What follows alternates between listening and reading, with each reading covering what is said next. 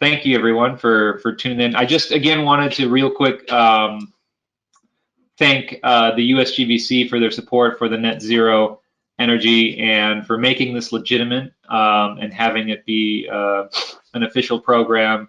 We see a lot of zero washing going on, so a huge thanks to them. And a big thanks to our top tier sponsor, Ream, with their brand new Proterra. It's an all-electric, 400% energy efficient heat pump water heater, now available in 40, 50, 65, and 80 gallons. If you compare it to other systems out there, just significantly more energy efficient compared to gas and traditional electric, along with advanced warranties, water leak detection, and you name it. And if you're wondering how these systems work, they take the heat out of the air that's naturally occurring. It gets pulled in the top in a fan, enters a port through a filter, goes through refrigerant, and then compressors pump that down and then heat the tank from there, turning out hot water very energy efficiently. And it can be used in many different ways, ducted when needed, and paired together for larger developments. It's got all sorts of tracking on it, leak detection, sensors, Wi-Fi technology, energy use tracking, and different operation modes. And one thing cool about these technologies is that they can really help clients with time of use, so they can drive down that demand and only heat water when needed when electric rates are really low, which can really help with some rebates that are coming online from utilities. So check it out over at ream.com. And then thanks to our second tier sponsor, Niagara Conservation. Niagara, too smart to waste. Check them out over at Niagara Corp. All right, well, welcome everyone again to USGBC's LEED Zero program, Opportunities for Residential Building. With me today is Emma Hughes.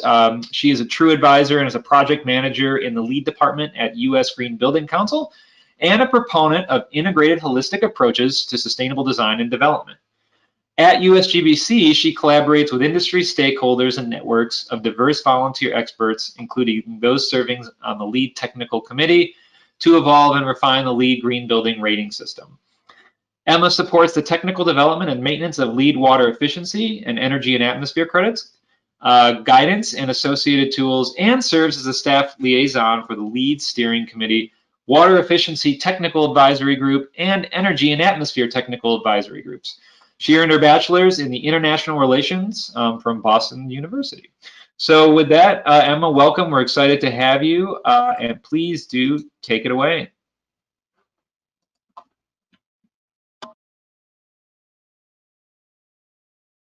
Great. Can everybody see my screen? Yes. Okay, awesome. I will dive right in. I've got about 35 minutes or so of presentation content, and then would like to make sure that we have time at the end of today's call to get to question and answer. So I'll try to address questions as they come in through the chat, but there's a chance I'll miss them. So again, if you don't have your question answered over the course of my presentation, then please feel, I'll try to get to it at the end. So I'm gonna switch into presentation mode here. Thank you, Brett, for the introduction. As Brett said, I work on the LEED technical development team, and most of my work involves collaborating closely with industry stakeholders and the volunteer professionals that serve on our LEED technical committees that help to inform our rating system requirements. And then just by way of background, I'm not sure how familiar everyone is with LEED, but it's developed by my organization, the US Green Building Council. Our mission is to really transform the built environment to ensure a sustainable, regenerative future. And our most successful tool for doing that to date has been via the LEED Green Building Rating System. And our other tools that we use or leverage to advance a sustainable future include, education channels, advocacy work, and market development. But I think most people that know of USGBC know of LEED. And then before we dive into the technical program requirements, just wanted to run through, give you all sort of a status update on LEED program participation. Right now, we have more than 42,000 commercial projects participating or registered or certified to pursue LEED, representing more than 7 billion square feet across the globe. This includes 2.4 million or more than 2.4 million square feet engaging with the program on a given day. And again, these projects, LEED really is a global system. We have projects now in more than 170 countries. So it's really exciting to see the uptake and participation from projects outside of the US. As I mentioned, the goal of LEED, of the rating system, is market transformation. And we help support this by continuously updating the standard over time to reflect new technologies or advancements in standard practice. So what this really means is that a LEED, Platinum, which is the highest level of certification project that is certified this year, will be a higher performing project than one that was built and certified likely in the year 2000, because the rating system requirements have advanced, and we're continuing to sort of push the bar here and redefine what leadership means in an ever evolving market.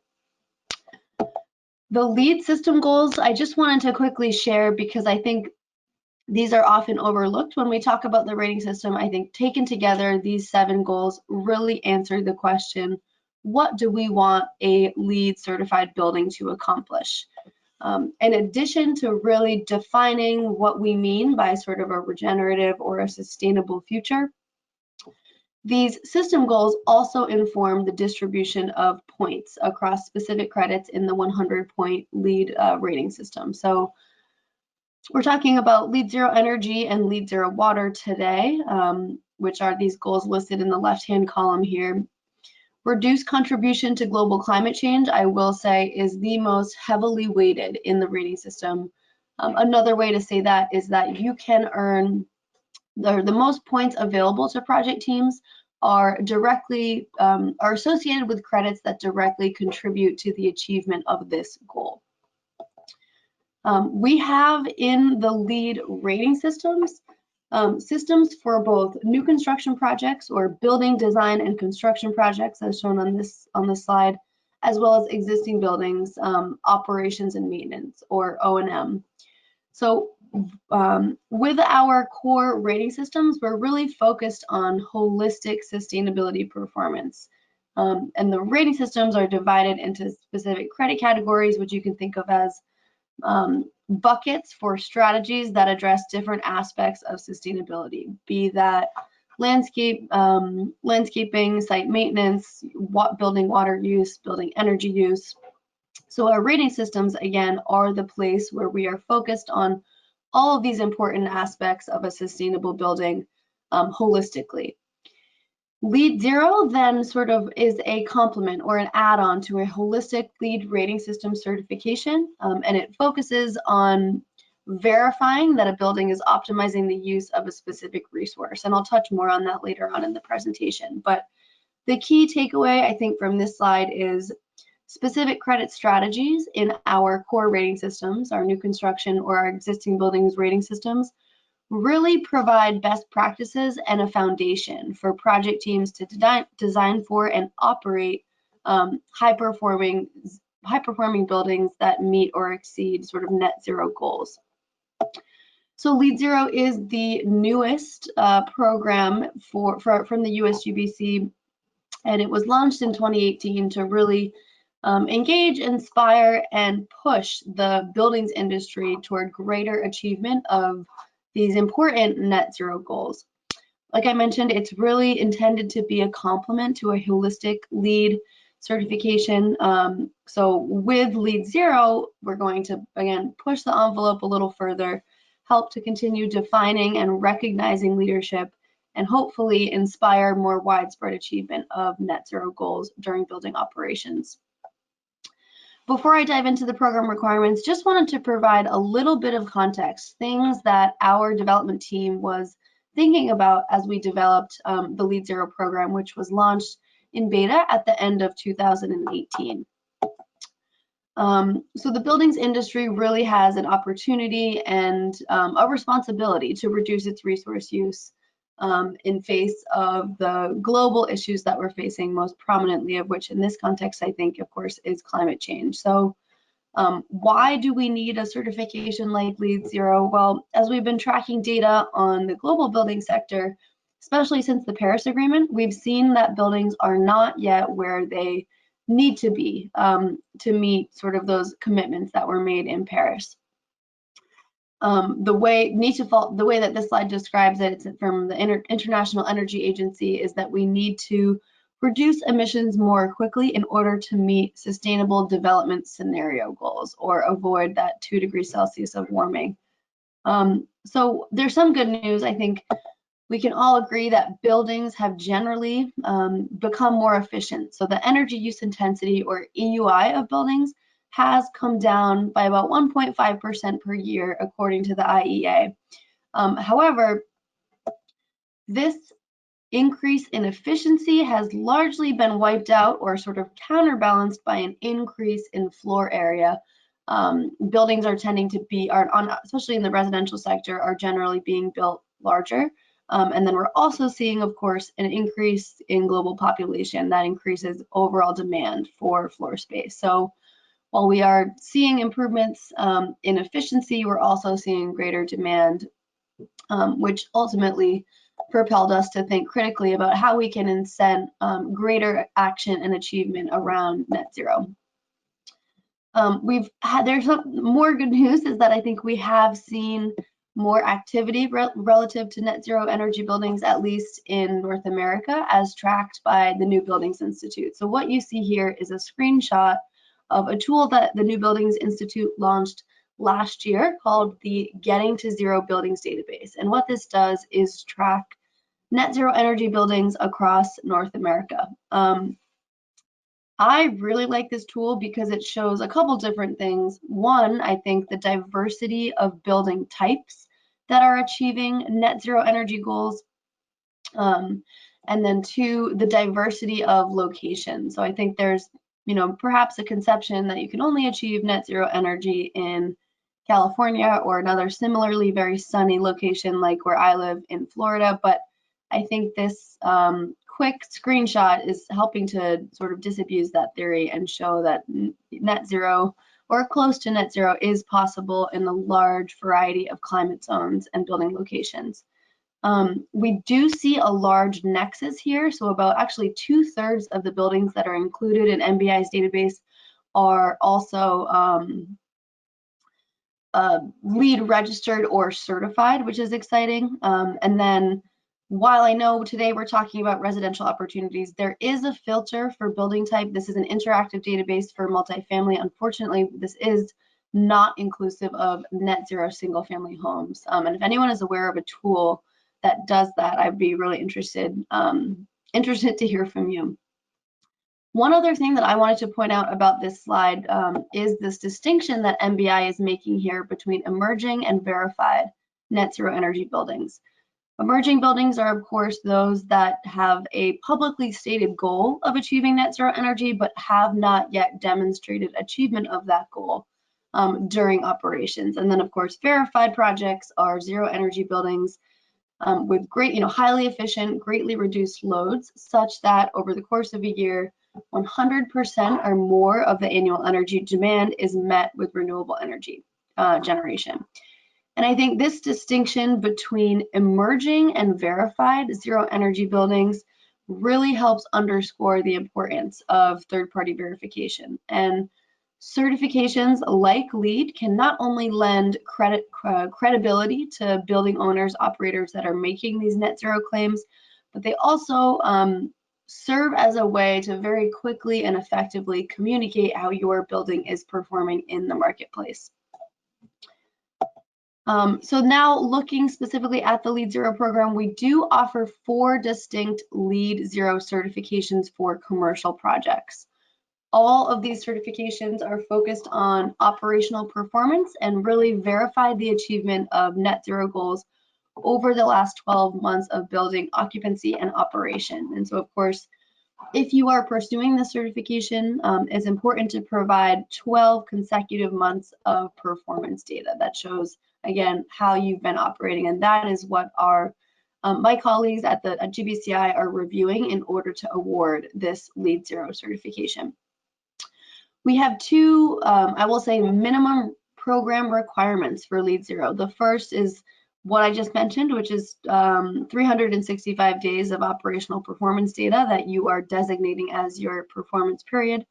And the second is previous certification under a LEED rating system. And that could be either a new construction rating system or an existing buildings rating system. It could be both.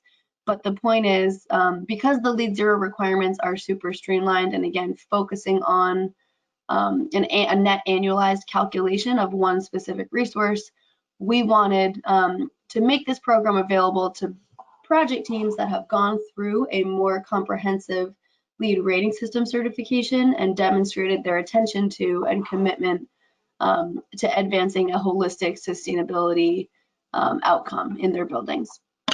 Yes. So go ahead. Emma, one question. Do you have to be LEED Platinum to become LEED Zero? Great question. No, you do not. So any level of LEED certification is acceptable as to hit or satisfy that minimum program requirement that I just spoke about. An important distinction. Thanks for raising that, Brett. In today's webinar, we really will focus on LEED Zero Energy and LEED Zero Water, as these are the current opportunities that we have for single family and generally multifamily buildings to pursue LEED Zero. So that's really going to be the focus of my presentation today. I'll touch on LEED Zero Carbon just to give you all a little bit of background on what we're thinking in this space. So just at a really high level, LEED Zero Carbon, which again is open to commercial buildings that are recognizing or it's verifying that a building is operating with net zero carbon emissions over the course of the past year. And here the carbon balance is pretty straightforward. We're looking at total carbon emitted to total carbon avoided. And with LEED Zero Carbon, we're really covering scope 1, 2, and 3 emissions. So to dive just a little bit deeper here, when we talk about carbon emitted, we're looking at both emissions from building energy consumption, which is, generally scope 1 and scope 2 emissions, as well as emissions from occupant transportation, which is considered scope 3. So that is what project teams are calculating to identify that carbon emitted value, and then they are offsetting to get to hopefully a net zero carbon emissions balance those emissions with renewable energy generation, both on-site and off-site, and then there is an option for teams to invest in carbon offsets if they have additional carbon emissions to net out, usually typically associated with emissions from occupant transportation. So this is at a high level, the net zero carbon balance, or what we mean when we talk about LEED Zero Carbon. More information on this certification is available in the LEED Zero program guide. LEED Zero Carbon certification is not available to residential projects at present because we haven't fully figured out, or there aren't really many industry accepted methodologies for calculating and quantifying emissions associated with occupant transportation from a single family home. And of course, this is dependent on the type of transportation and the distance that occupants are traveling, but this has been sort of something that we're continuing to evaluate and understand how we might adapt the methodology that we currently have, which works reasonably well for commercial buildings, to the residential sector. And again, if you have suggestions or ideas on how we could do that, or resources for how people are doing that now in the residential sector, we're really interested. I'm really interested to hear from you, so feel free to drop me a note. So now that you have sort of the context for LEED Zero Carbon, I wanted to dive into LEED Zero Energy. And again, this is where we'll spend a lot of our time together today. This recognizes buildings that achieve a source energy balance of 0 for the last year. And we are using, similar to the LEED Zero Carbon balance, we're looking at total energy delivered as well. And then to offset, or when we say delivered, we mean total energy that is sort of crossing the project boundary to the balance of total non-renewable energy displaced, or you can think of that as sort of renewable energy that is taking the place of what would have been sort of fossil fuel generated electricity or non-renewable energy sources consumed. And then this is just another way to look at the net zero energy balance. So again, when we talk about energy delivered, we really mean any source of energy that your building is consuming over during the 365-day performance period. And all of that is summed to give you your energy delivered value that you are then plugging into the LEED zero energy calculation. And then on the opposite side, again, when I talk about non-renewable energy displaced, what we really mean here is renewable energy. So that could include renewable energy that is both generated and used on site for your project, renewable energy that is generated on site, perhaps in excess of your project's demand and exported back to the grid, and then renewable energy, if needed, if appropriate for your project and you need to invest in offsite renewable energy to meet your energy demand or offset perhaps non-renewable energy that is consumed on site, you have the ability to do that. And the way in which project teams make claims about the use of renewable energy that is generated offsite is, of course, through energy attribute certificates, also known as renewable energy certificates or REC. So it's really important for all LEED zero energy projects, if they would like offsite renewable energy generation to contribute to their LEED zero source energy balance, that they retain the environmental attributes associated with that offsite generation. And again, ownership of the environmental attributes is most effectively sort of communicated or transferred via the usage of RECs or similar. In Europe, the term is guarantees of origin. So again, the renewable energy market, it's really important from a claims, transparency, and credibility perspective that project teams are retaining the environmental attributes of the renewable energy generation in order, again, to be able to claim that they are using that renewable energy. And we'll look at this a little more in detail, but first I wanted to talk a little bit about the decision to use a source energy metric as opposed to a site energy metric. So the source energy metric really provides an equitable comparison for project teams that are perhaps using diverse fuel sources, and it also asks LEED projects to better understand the impact of their energy use beyond the project boundary. We know that electricity has a number of transmission distribution losses that are not captured when or considered when project teams are using a straight site energy metric.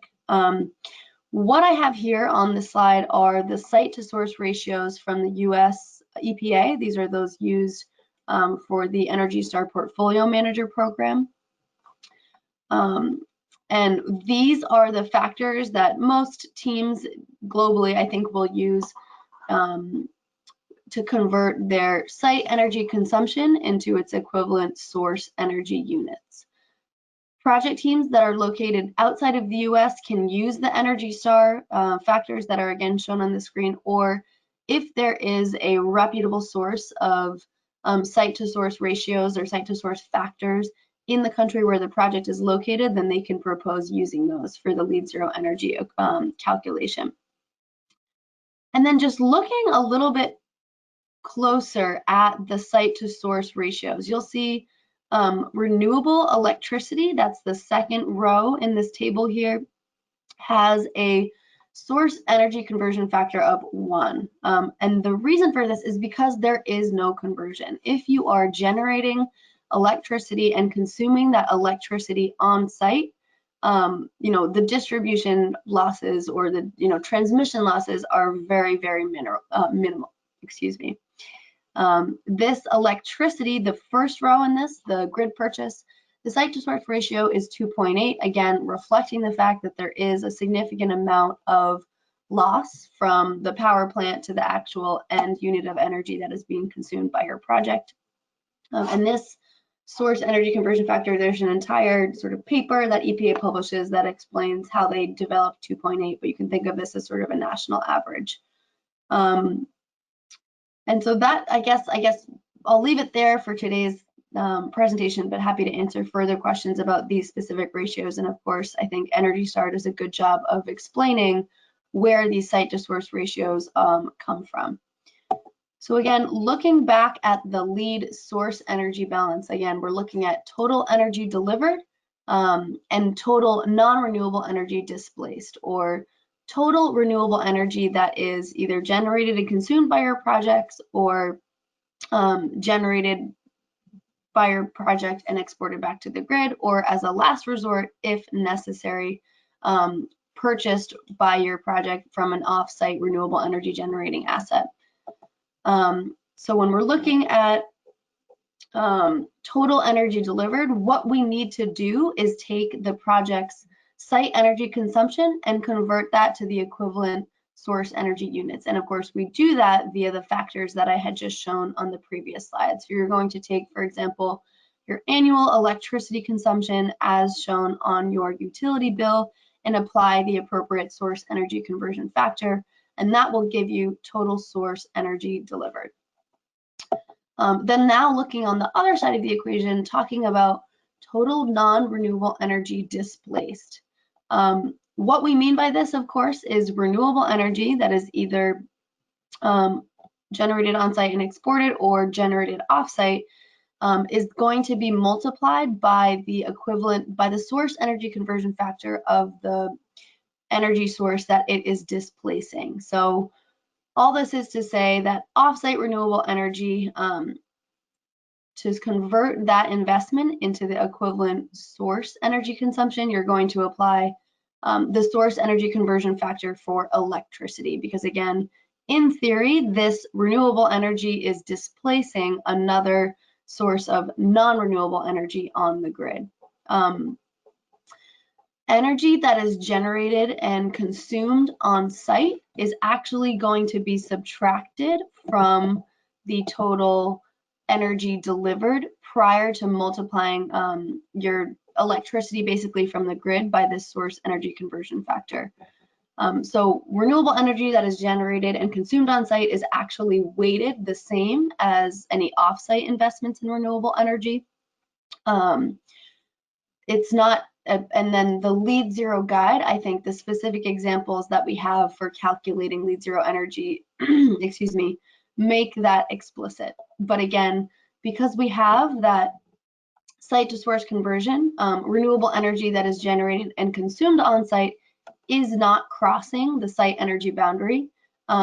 So it's basically just subtracted from your total electricity consumption before you're plugging in your values into the rest of this equation. And again, the LEED Zero program guide, I would encourage you all to take a look at, has hopefully very helpful examples for how this equation plays out in practice. One thing that I wanted to also touch on is the hierarchy of renewable energy that we have instituted or are encouraging project teams to follow, not just for LEED certification, but for making any sort of decisions about renewable energy investments. This, you'll notice again, and based on what I've spoken about so far relative to LEED Zero Carbon and LEED Zero Energy, we recognize both on-site and off-site renewable energy investments in the LEED Zero program. There are sort of technical and feasibility constraints for some projects, just given their location, given their energy demand, serious hurdles to achieving net zero energy with 100% on-site renewables. I know for single-family homes or smaller projects that's not as big as a concern. But for some of the larger commercial projects that we're working with, again, we're trying to help project teams make really informed decisions when they are investing in renewables.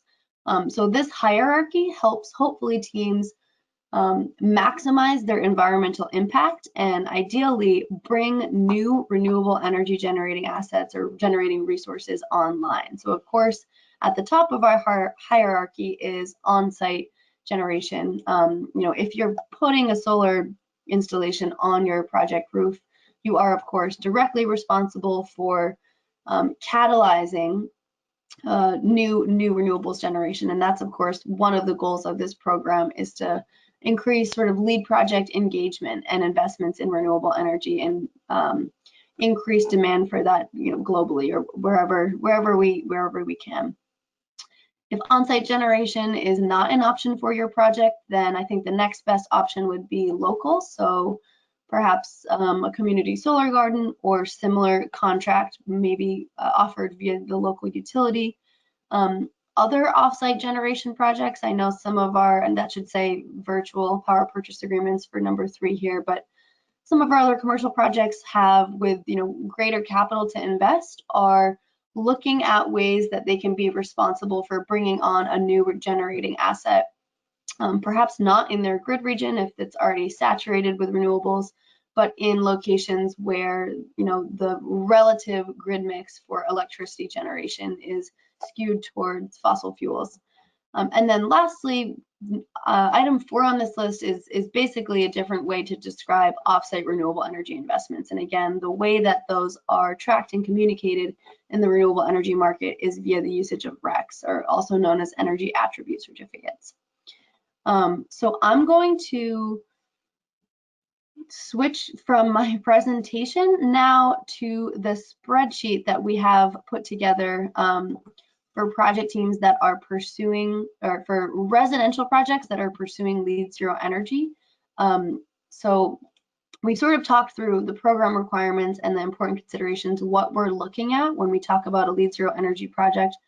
Really quickly, I just wanted to show you all a really simple worksheet tool that we've put together for residential, single family, low-rise, or multifamily low-rise projects that they can use to document achievement of, to report their performance data and also help document achievement of LEED Zero. So there's 2 tabs in the spreadsheet. First is for all electric buildings, and then the second is for buildings with some combustion, with more than just electricity as an energy source. But what you see here, again, is just a sample calendar year, 12 months, where, and the user input fields here are highlighted in green. So basically you can look at your electricity utility bill, input your total site electricity for each year.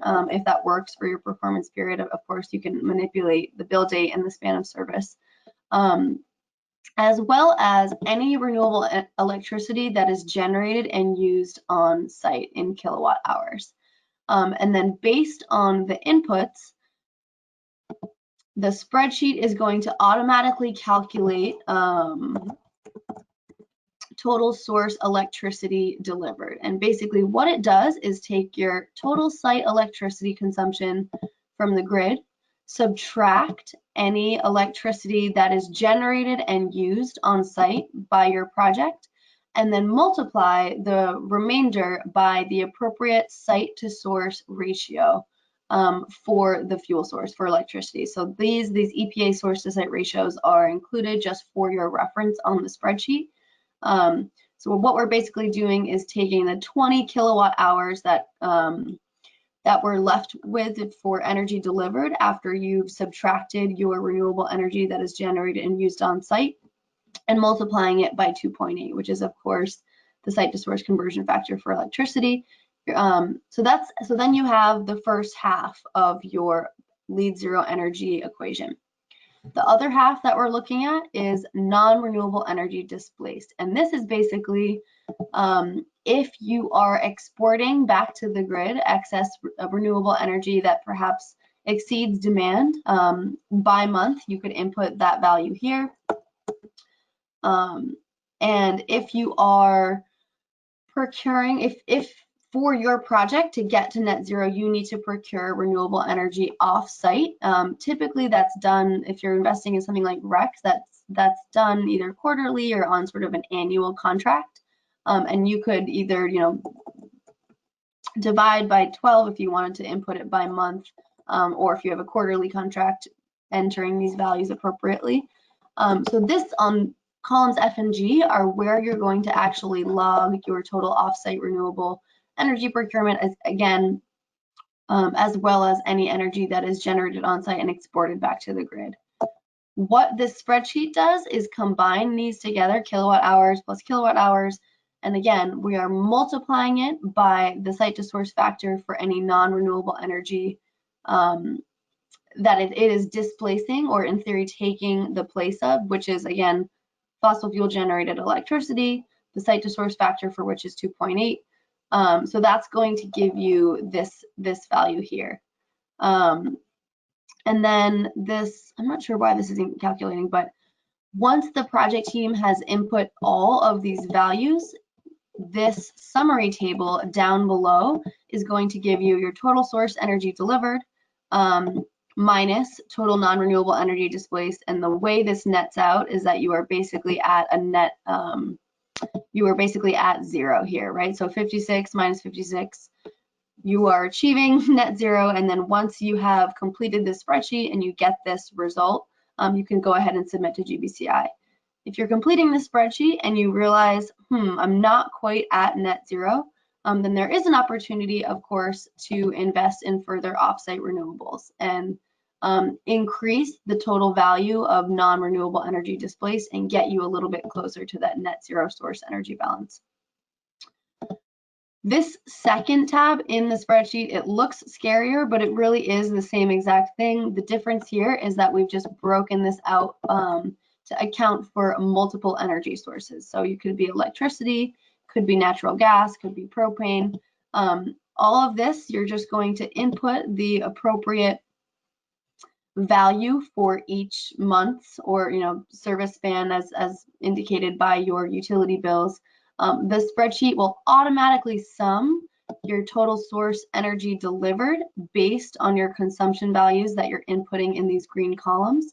And then it will again automatically sum your non-renewable energy displaced, which of course is based on energy that is exported back to the grid or any offsite investments in renewable energy.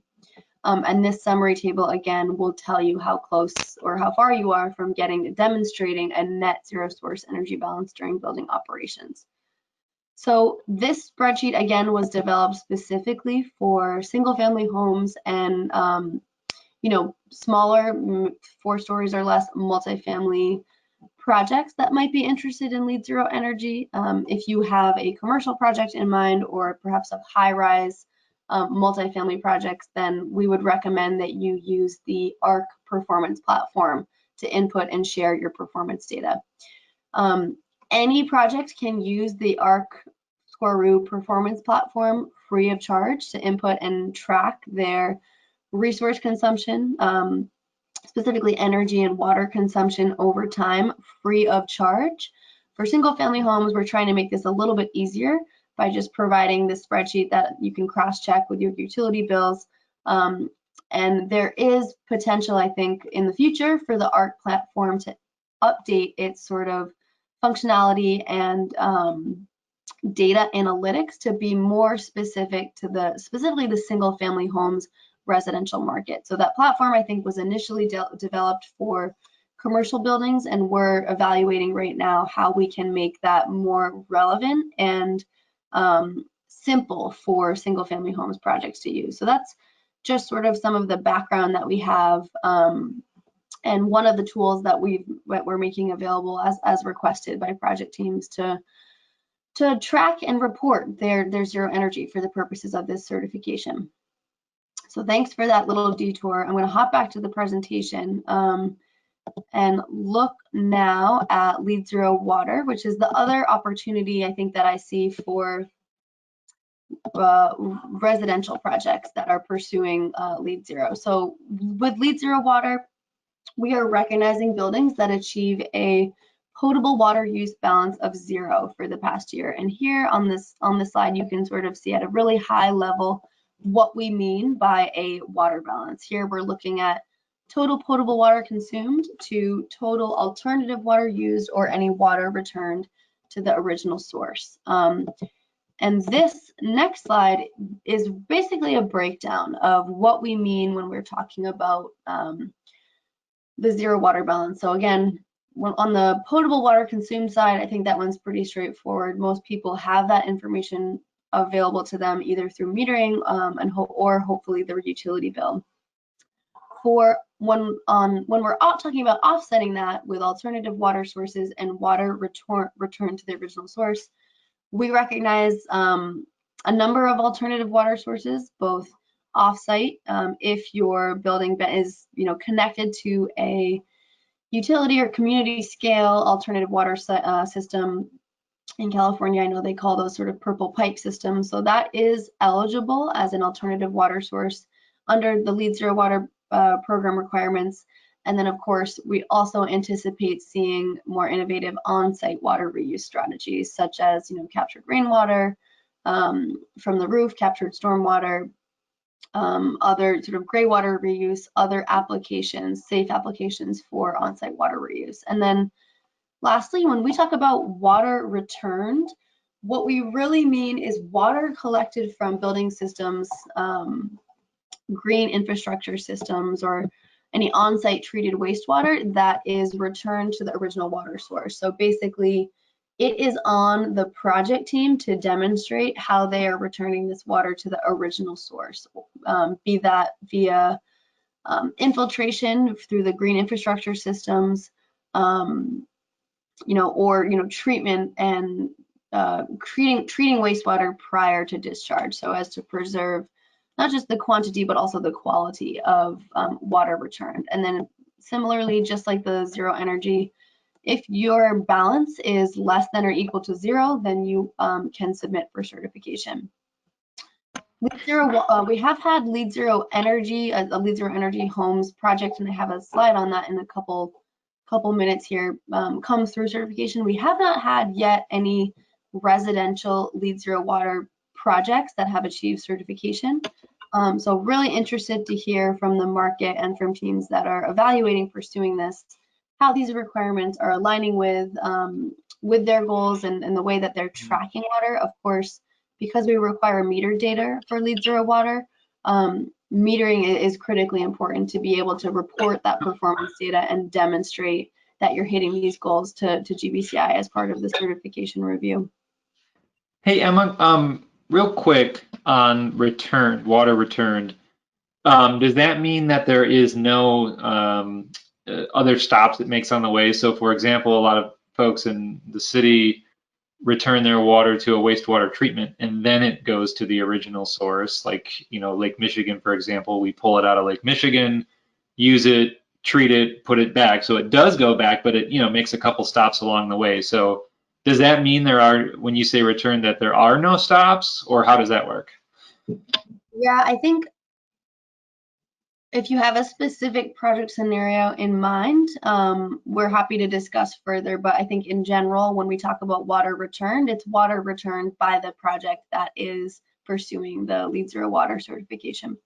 So it wouldn't necessarily be taking credit for an action that the utility is doing. Does that make sense? It's sort of focused on infiltrating and replicating the natural site hydrology. Right. So basically, what you're saying is the utility doing that for you wouldn't count. Not that I have seen, but I mean, again, this is a pretty new program, and interested to hear from practitioners or people that are working on these projects if they have a different justification or are interested in an alternate proposal there. But yes, that's what you stated, Brett, is correct, the way that these requirements read. And I know we are getting close to the top of the hour. I've got a couple more slides I just wanted to run through. I've mentioned the LEED Zero program guide many times in this presentation. It's publicly available on our website. This is the LEED Zero website. The guide hopefully will give you all the information that you need to pursue certification.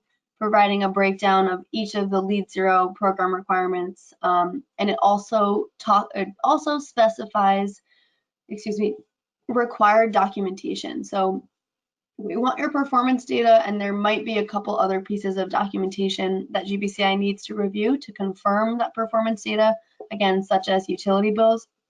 So check the LEED Zero program guide for that full list of submittals that we would expect to see as part of this. And again, the last thing I wanted to mention about the guide is that it includes hopefully helpful examples for how teams should do these LEED Zero energy calculations. And then just looking really quickly at some of the logistics to register. This is for single family homes project. This LEED Zero certification is largely offline.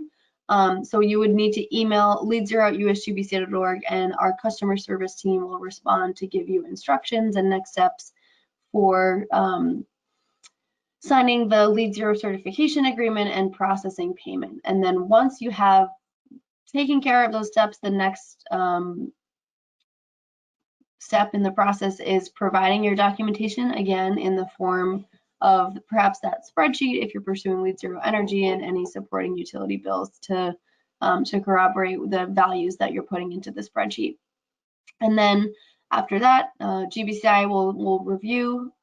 There's opportunity to for GBCI to reach out to the project team and ask sort of clarifying questions or additional information that might be missing. And then after teams have achieved certification, then we really want to help you celebrate and announce this important accomplishment. Our marketing team at USGBC has put together materials that they are happy to make available to certified projects to help tell that story.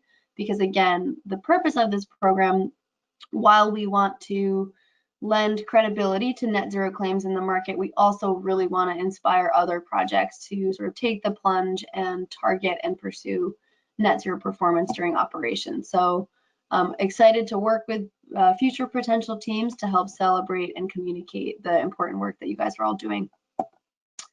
Here are the fees, and these are publicly available on our website. There is no registration fee for LEED Zero. The certification review actually is valid for 3 years. LEED Zero is an operational certification, right? We're looking at how you performed over the last 12 months. So there's an expectation that you're continuing to share your performance data and recertifying, showing that you continue to operate at this really high level of performance. Because we know especially with net zero goals, it's really critical that occupants, owners are paying close attention to their resource use and sort of calibrating, addressing any sort of equipment malfunctions, software lighting reset, you name it, over time. So I have the single family certification fee, and this is the same price as a one-off sort of single family home LEED certification. Multifamily projects that are 4 stories or higher would, I think, expect to use the commercial rates, which are listed on the website that I have listed at the bottom of the screen. For smaller multifamily projects, again, we haven't seen much interest from smaller multifamily projects yet, so we're interested in working closely with teams to identify an appropriate certification review fee here. So I would say contact leedzero@usgbc.org if you're interested in determining a certification review fee. I know we're running out of time, but I just wanted to really quickly touch on how our LEED rating system requirements, looking at energy and atmosphere, provide a foundation for building projects to target, design for and achieve net zero energy during operations. At a high level, I think all of our LEED committees that are working on these requirements, especially for new construction projects, are keenly focused on providing a framework for teams to achieve net zero goals. And again, you can think of LEED Zero as sort of, once you have put in the work to design, commission, systems test a really energy efficient building, LEED Zero is then your opportunity to verify 12 months, after the building has been operational, that you've hit those performance targets that perhaps you set in the design phase. So it's an add-on, it's an exciting opportunity, I think, for teams to calibrate how their performance is stacking up to the goals that might have been set earlier on in the project process. So looking specifically at the version 4 homes rating system, we have a focus, this prerequisite with which all projects must comply provides a foundation for a focus on energy efficiency. So the requirements for this prerequisite, of course, include that teams complete all the mandatory measures of the Energy Star Homes version 3 program, and also achieve a HERS index rating that meets or exceeds their HERS index target. So here we're referencing that Energy Star program, which is comprehensive. It's a great program, and adding on a couple additional requirements, which are outlined here in the 3rd and 4th bullet points. The first being that the teams are installing Energy Star appliances, refrigerator, dishwasher, clothes washer, for example, and all duct runs are fully ducted. So again, think of this as your basement, as your starting point for optimizing building energy performance. And then all projects are complying with these requirements. The corresponding credit, annual energy use, is where you are earning points, up to 29 points towards your LEED certification, and towards your version 4 for homes rating system certification. So huge amount of points available. We're really trying to incentivize maximum of energy efficiency here in the way that these credits are structured and the points distribution. There's 2 options within this annual energy use credit, one being the LEED energy budget, where teams need to design and construct a building whose modeled energy usage is lower than the established LEED energy budget. And this is really based on Energy Star for Homes, the HERS index target procedure, version 3. When we're looking at option 1 in terms of scale, I would say any project that wants to target or achieve LEED 0 during operations is going to, of course, want to maximize their efficiency. So under option 1, that would mean trying to target and achieve all 29 points, which represents a 90% reduction from the LEED energy budget, the LEED energy budget based on your energy models. And then similarly, another option also worth 29 points is this option 2, the HERS index, which includes the home size adjustment. And then if you're pursuing option 2, you're basically designing and constructing a home whose modeled annual energy usage achieves a HERS index rating of 70 or better. For option 2, again, you need to achieve a HERS index rating of 70. That will automatically earn 5 points. And then there's a scale, and there are up to 29 points available for teams that achieve a HERS index rating of 0. So you can see the way that these points are distributed, you need to maximize, basically get to net zero energy to achieve all 29 annual energy use points. And again, these hopefully are helpful targets for teams to look at and identify if they are going to pursue net zero during operations. Of course, renewable energy is a critical piece of getting to net zero. So on this slide, I just at a really high level highlighted additional version 4 homes credits that address renewable energy. Active solar ready design is available to teams that are pursuing both the performance and the prescriptive path. And there's two additional credits, building orientation for passive solar and a renewable energy credit that looks at how buildings can maximize opportunities for on-site renewable energy. And these are, again, only available to teams that are not pursuing the prescriptive path, so they're not completely in alignment with the energy modeling pathway that I spoke about on the preceding slides. So I know we're almost just at 3 o'clock. The next slides that I have, and I believe you will receive a copy of these as part of this presentation, just talk through some of the exciting projects that have achieved LEED 0 so far. I have one example for you all of a single family homes model home located in Hunters Point, Florida, that was the first to achieve LEED 0 energy for the residential market. And this really is intended to be a showcase for the latest in sustainability, smart home, and high efficiency technologies There's these homes, this is part of a development, but these homes will all have Energy Star appliances, water sense, high efficiency fixtures and fittings, a smart irrigation system, and then also I think a really cool intelligent residential energy management system, which is developed, I believe it was by Sonnen, but there's a variety of options available.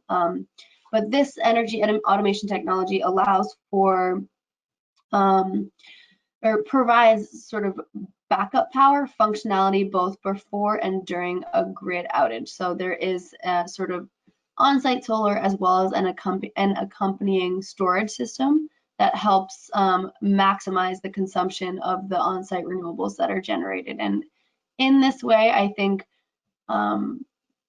this project, I think, represents maybe the future of zero energy single family homes as USGBC sees it, in that there's critical attention paid here to the interaction between building energy demand, especially peak demand, and the local grid. So that battery storage, I think, in some instances can reduce strain on the grid during times of peak demand, and of course also provide resilience for this and similar projects in the event of a grid outage. So again, these next couple slides I'm going to fly through just because I want to get time for questions. These are other projects that have successfully achieved certification under the LEED Zero program. This LEED Zero water project I love. It features a constructed wetland on its roof that it's using to treat the project wastewater. And there's a wealth of information available about most of these projects online with a quick Google search if you're interested in learning more.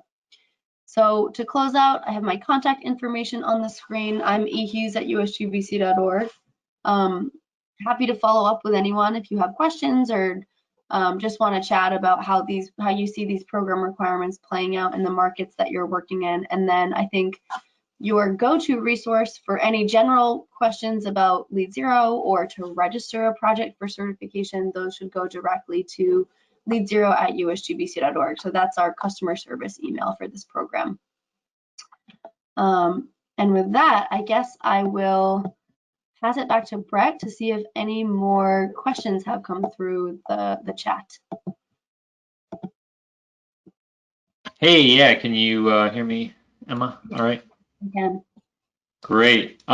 Yeah, so we've got a couple questions here. We've got some time to get through some of these questions, so hopefully y'all can stick around. Before we get to the questions, just real quick, make sure to take your survey that pops up to get your CEUs. And even if you don't need the CEUs, please take it. And if you miss that, go ahead and it'll get sent to your email. Check your spam. It'll be there within an hour of the session. If you're looking for Con Ed in the future, at least from us, you got to get that 80% passing rate on a quiz. You can find that quiz on our YouTube button on our website. Down on the left there, you can click Show More. Up on the right, you will see a link to access that quiz. And as always, before we get to those questions, a huge thanks to our board of directors, our members, our volunteers, and our top tier sponsors, Mitsubishi Electric and Rheem, using heat pump technology to help you get to net zero, as well as Build Equinox for smart ventilation systems that work on demand and ventilate as needed. Thanks to them and thanks to all of our sponsors. First of all, I wanted to say a huge thanks to Anne in Minster, who is tuned in, and she did take you up on your challenge, Emma, and did send a link to everybody that I shared. teamzero.org, inventory of zero energy homes. So there is a whole website dedicated to, in the same way you had showed MBI, it looks like they also inventory net zero energy verified homes. So I did paste that in the chat, and that's at teamzero.org, who I believe is now being run by Eva. So I wanted to just share that out there. So some questions that are coming in here. Looking at the conversion factor, is that something that can change at all? And do you know if it has changed? So those EPA Do they republish that or go through a cycle on that? Yeah, sorry, just making sure that I'm not on mute. I think they have evolved over time, especially the source to site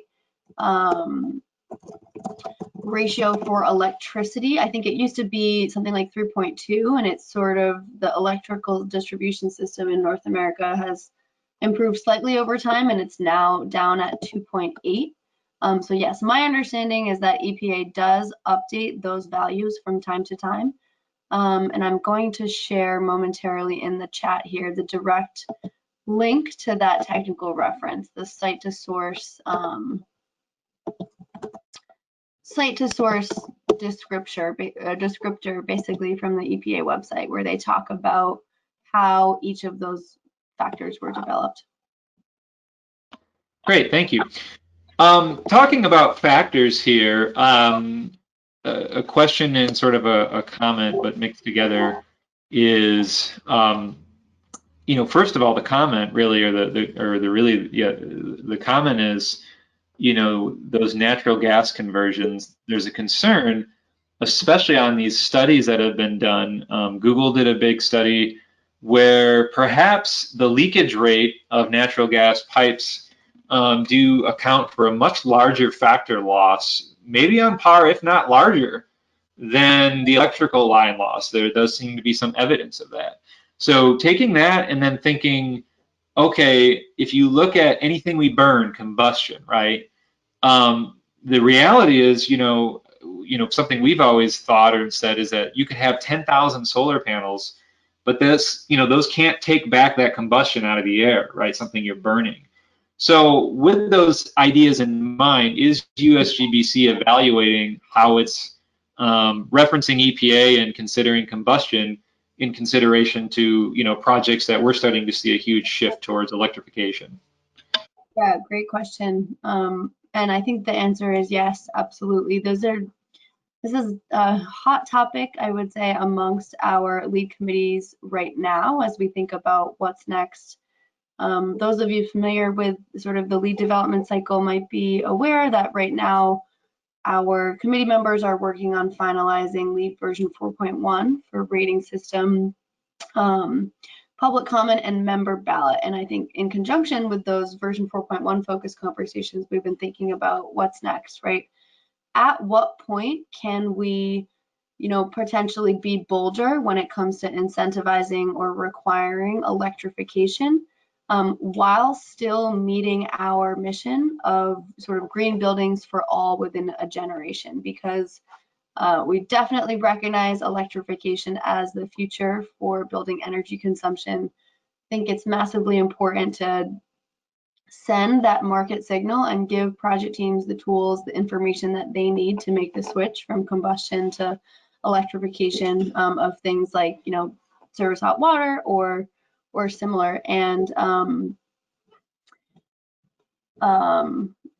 service hot water or transportation. And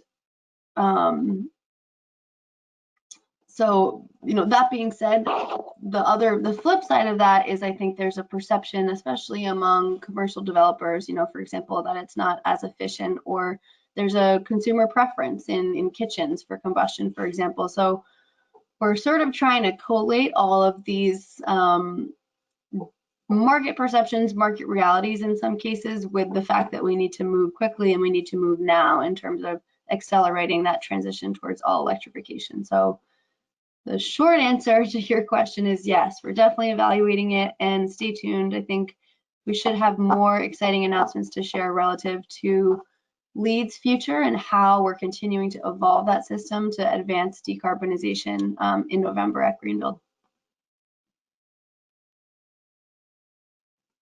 I think you're on mute, Brett.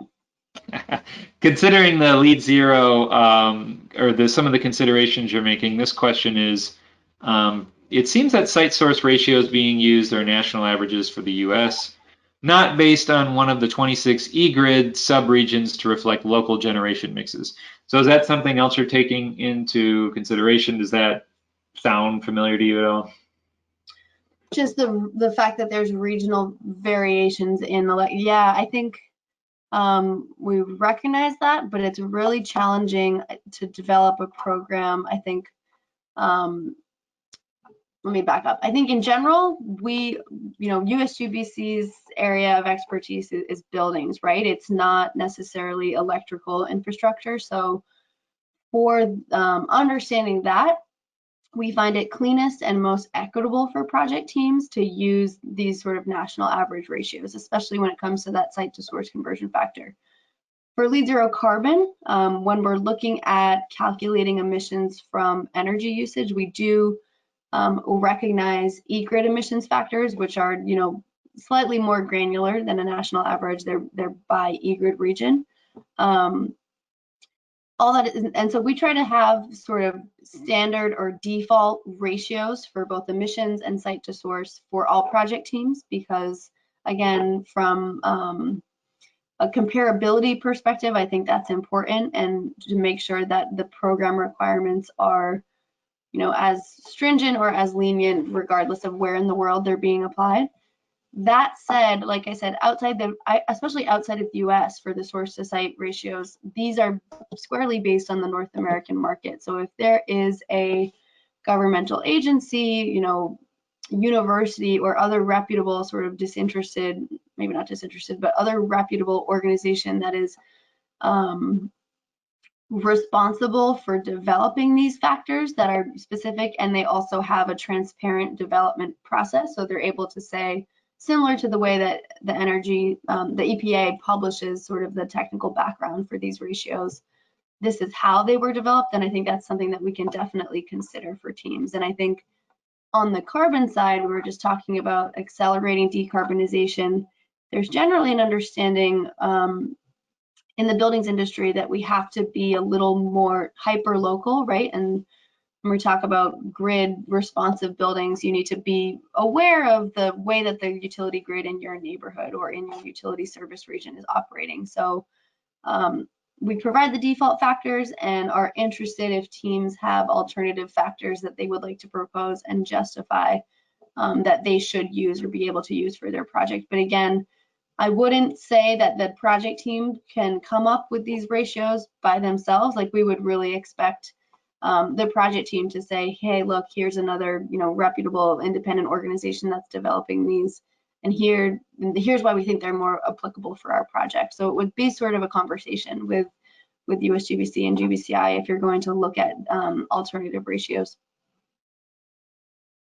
And I think like a follow-up on that is just, one attendee is using the term marginal grid generation versus average annual.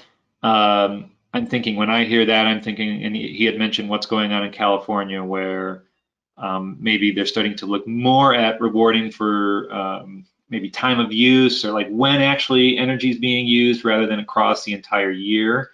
Sounds like you were saying if you have a utility that you're working with who's got a different approach to this, it's not something the team came up with, but maybe the utility, maybe they could use something like that that's focused on sort of that like peak demand, trying to avoid that.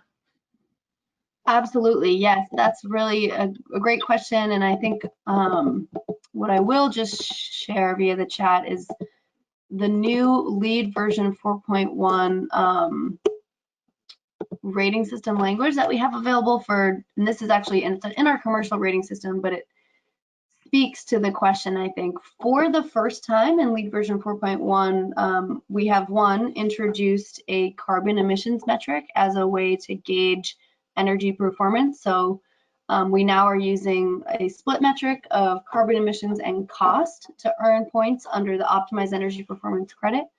And then again, for the greenhouse gas emissions calculation for a new construction project, you can use the default EPA grid mix coefficient values to convert electricity to annual greenhouse gas emissions. You also have the opportunity to use hourly emissions profiles for your local grid. So I think this really gets at time of use. There's a recognition that the grid mix that is used to generate electricity can vary over the course of the day.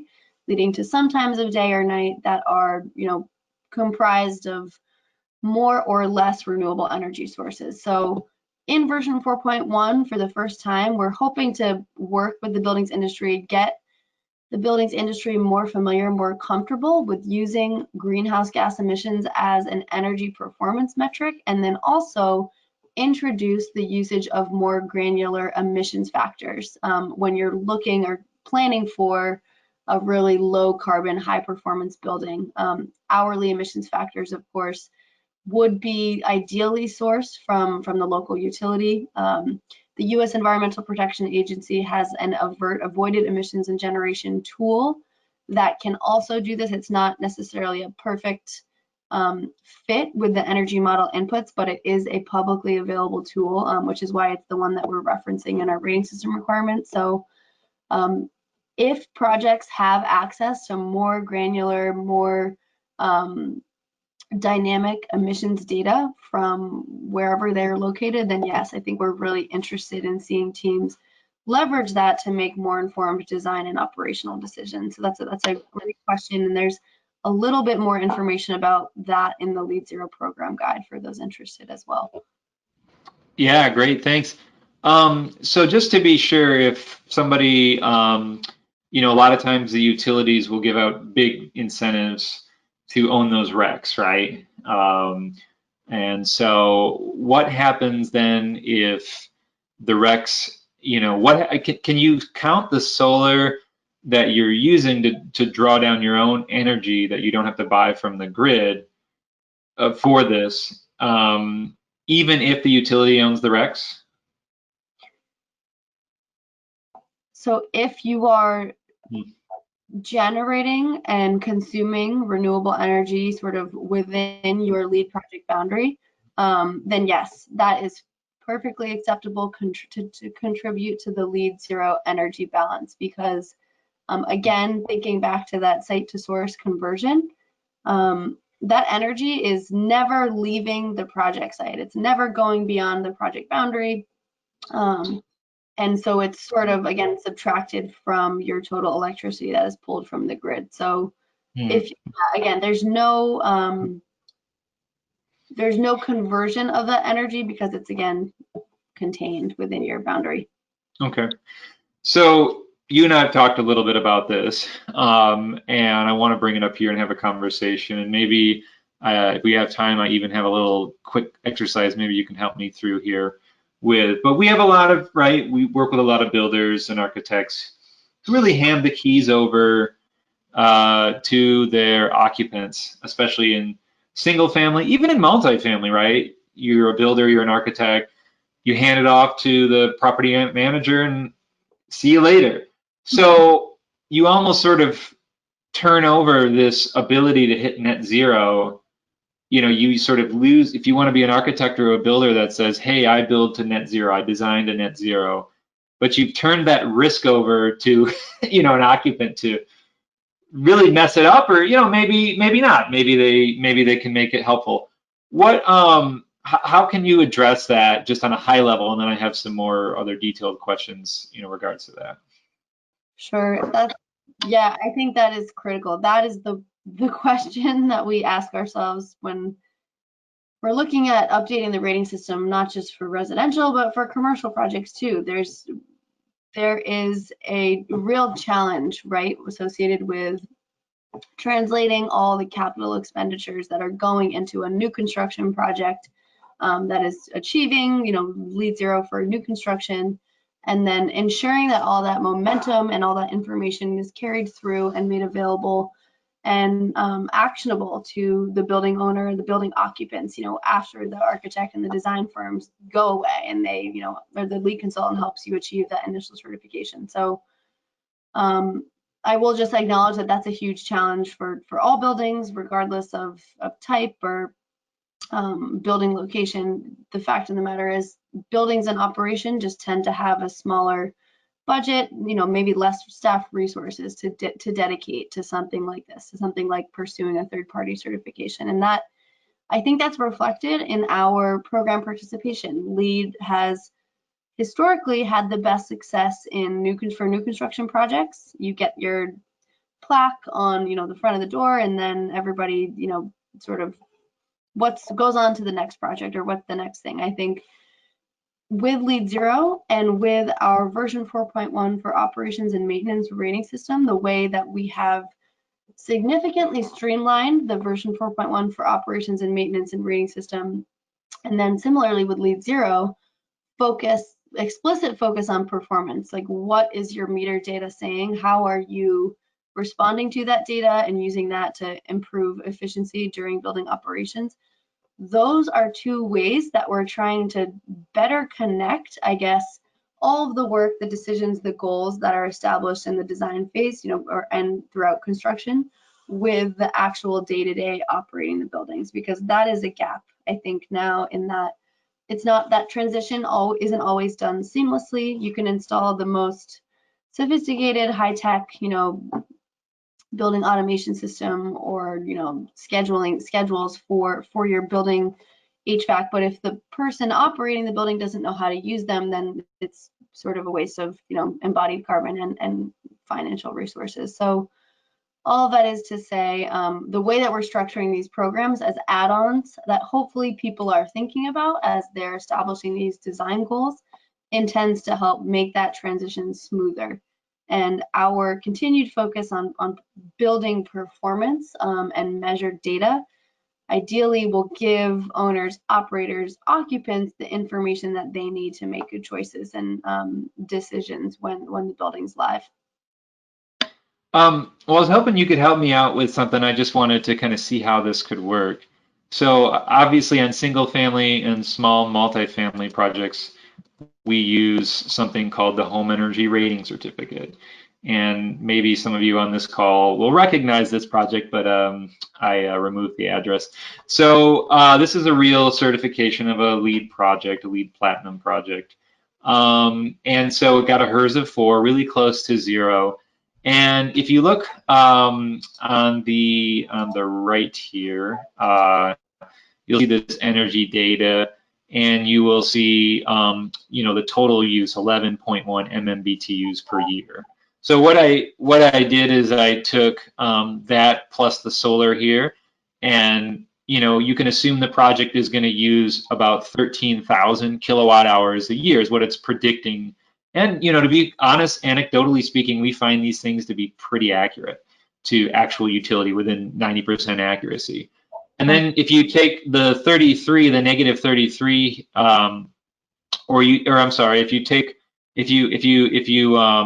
if you take what's left, you have a generation, and I used Unit Juggler to do the conversion, of about 9,854. And so I'm wondering so what I did is I put this 13,000 in the first column just at the top. And Emma, maybe you can just, if you've got it open in front of you, maybe you could just do this for me real quick, just so I can see how this is shaking out. And then I did the 9,854 as energy or solar RECs to the grid. And I think that's the, what column is that?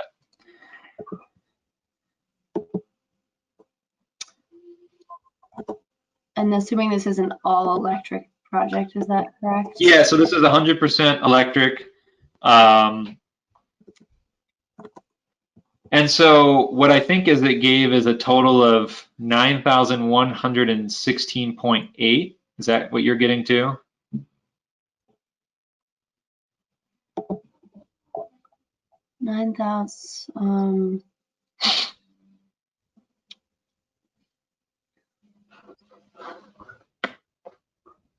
Here, and I can share what I have too if it's helpful. So do you see that? Yes, I do see that.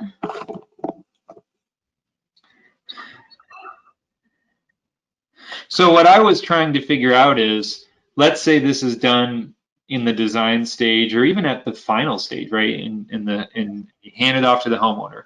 And they're like, all right, clearly I'm so close to net zero. I know I am because I'm only, the difference between here and here is only, you know, what, maybe 3,000 kilowatt hours, 4,000 kilowatt hours a year. So the question is there a way to quickly see how many RECs they should anticipate that they're going to have to buy that year to hit LEED zero? Like, and I say that because maybe the builder can build that into their fee or whatever, so they can hand it away the first year it should be on track. You know what I'm saying? Yeah, I think so. That's a great question. Thanks for sharing the spreadsheet. So I think based on this, right, when we're looking at, say, row 20, the source energy balance we see right now, we are exceeding energy, non-renewable energy displaced, or our consumption is greater than our renewable energy generation is another way to say that. So looking at the source energy balance, this represents, you know, 8,800 kilowatt hours of source energy that is in the balance, or that we need to address in order to hit a net zero goal. I think. So help me understand where you're seeing that 8,000 number. I don't see it.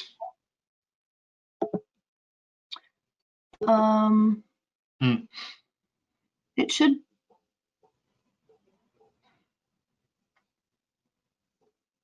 Let me pull. Sorry, it appears that we have our spreadsheets are calculating these slightly differently. Oh, okay. Well, yeah, we better make sure we have the right one then. So. Because my anyway, sorry. I think that's why I was confused when you first asked this question. They're close. It might be sort of a rounding error, but assuming we're going with the example that you're showing, yeah, it's a difference of about 9,000 kilowatt hours of source energy that this project needs to make up. Wow. We know that the source energy imbalance, I guess you could say, of 9,000 kilowatt hours is in source energy. So you would, when you are investing in, basically what we're looking at is the input value for column G. So what would be the total offsite renewable energy procured? Oh, wow. So it's not quite, it looks like it's less than that though.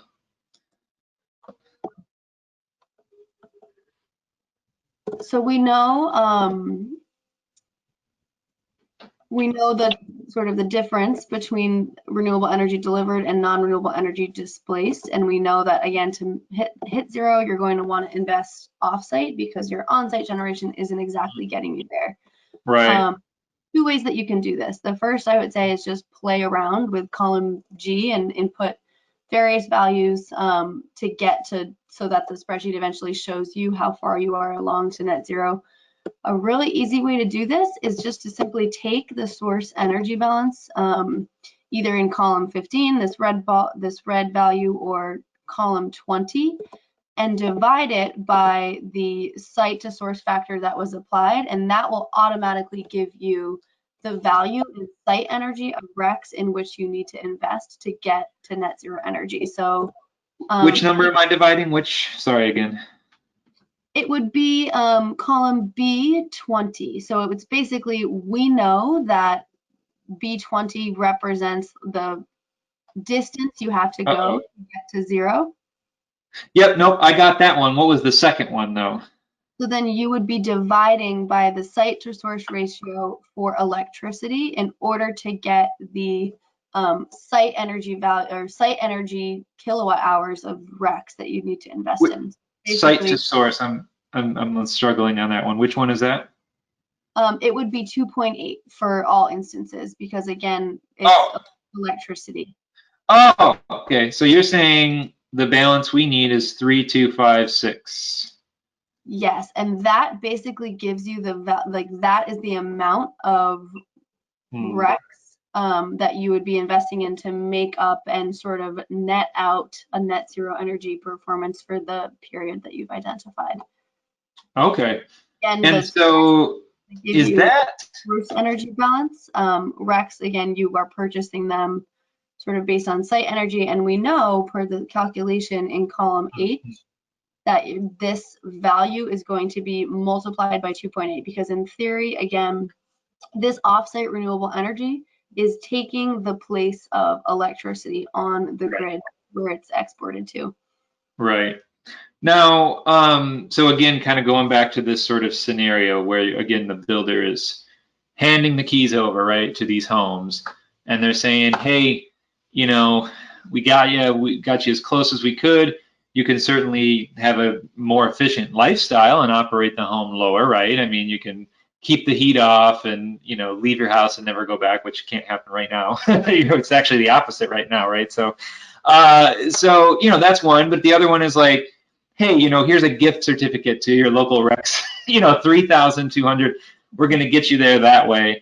So my question then is, do those Recs have to be bought during that month that they were when the energy was actually accrued, or can it be a backwards, like you get to the end of the year, you found out, yeah, you know what, we're around 3,000.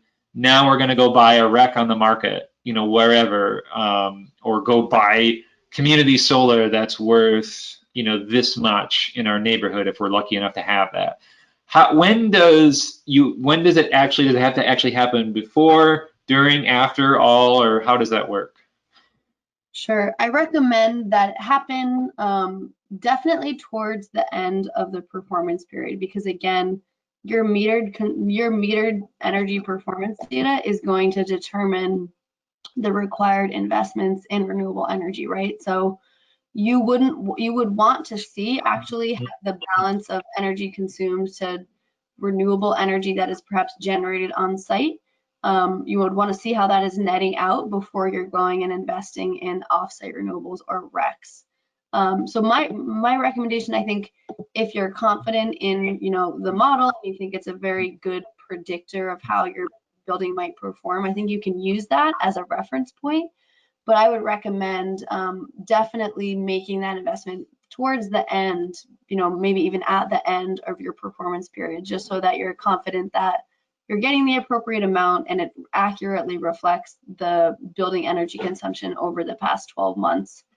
And that's typically, from my understanding, my discussions with stakeholders, how RECs or offsite renewable energy is contracted for. I think it's rare to find like a 1 or 2 month offsite renewable energy contract. I know it is possible to procure RECs quarterly, but I suspect for simplicity and ease, most teams are doing it on an annual basis, all at once.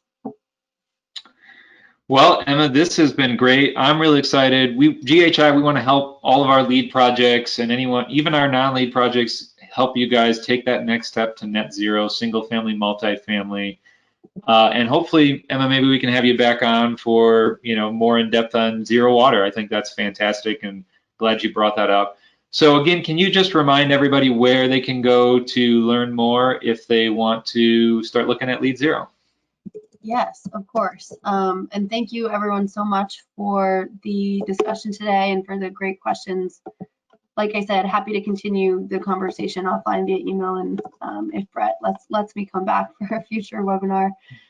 The website that you would go to for all of the information that I covered, or most of the information I covered today, as well as the critical link to the LEED Zero program guide, is just usgbc.org/programs/LEED-0. And I will share a link to that in the chat again, and it's in the slides that you should have access to via the handout for today. All right, Emma Hughes, United States Green Building Council, thank you so much for joining us. And before we wrap up, again, everybody, we want to see you all in person sometime next year at some kind of event. So stay in if you can, stay away if you can, stay masked when you're out. We can use building science to help solve this challenge as well. So think about that. Stay tuned for more information on that. And take care, everyone. Have a great rest of your week. Goodbye.